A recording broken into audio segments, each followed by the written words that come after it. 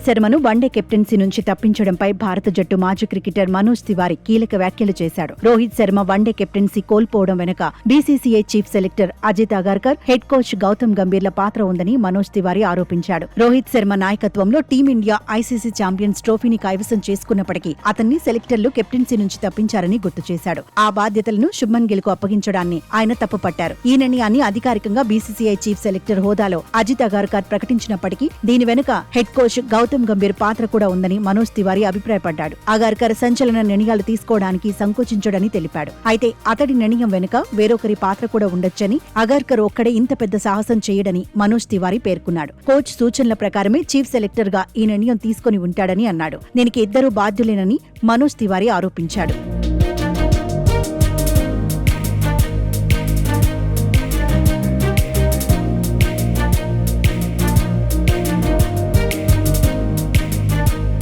భారత్కు టీ20 ప్రపంచ cup champions ట్రోఫీని అందించిన కెప్టెన్ను తొలగించి అతడి స్థానంలో కొత్త వ్యక్తిని సారథిగా నియమించడం సమంజసం కాదని మనోజ్ తివారీ అన్నాడు. అది రోహిత్ ను అవమానించినట్లే అవుతుందని తన అభిప్రాయాన్ని వ్యక్తం చేశాడు. Rohit Sharma one day world cup 2027 ఆడటంపై వారికి సందేహాలు ఎందుకు ఉన్నాయో అర్థం కావడం లేదని తెలిపాడు. అతడి సామర్థ్యాన్ని అనుమానించడం పొరపాటే అవుతుందని మనోజ్ తివారీ చెప్పాడు. రోహిత్ ఎవరికీ సాధ్యం కాని విధంగా వన్డే ఫార్మాట్ లో 3 డబుల్ సెంచరీలు బాదిన విషయాన్ని మర్చిపోకూడదని అన్నాడు. మరోవైపు ప్రస్తుతం భారత తుది జట్టు ఎంపికల్లో లోపాలున్నాయని మనోజ్ తివారీ ఆరోపించాడు. ప్లేయింగ్ 11 ను ఎంచుకోవడంలో చాలా అసమానతలున్నాయని గుర్తు చేశాడు. తాను వన్డే మ్యాచ్లపై ఆసక్తి కోల్పోయానని తెలిపాడు. ఏది ఏమైనప్పటికీ రోహిత్ ను కెప్టెన్సీ నుంచి తప్పించడం అతని సామర్థ్యాన్ని అవమానించడమే అవుతుందని మనోజ్ తివారీ పేర్కొన్నాడు.